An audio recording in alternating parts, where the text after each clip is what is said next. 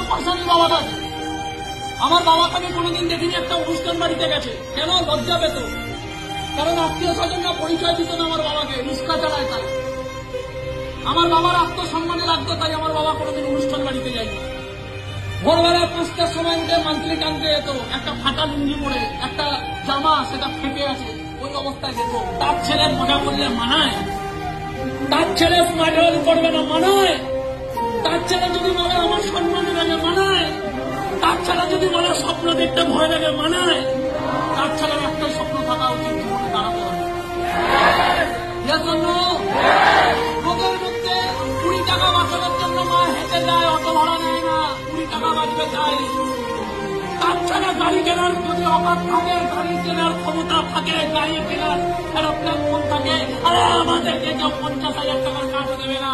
Smart value আমাদেরকে জায়গা দিয়েছে যে তোরাও বড় হবি। তাহলে যে ইন্ডাস্ট্রি কিছু চাইনি আমার কাছ থেকে। আরে সিকিউরিটি গার্ডের কাজ করতে গেলে বলে ডিগ্রি আছে কিনা?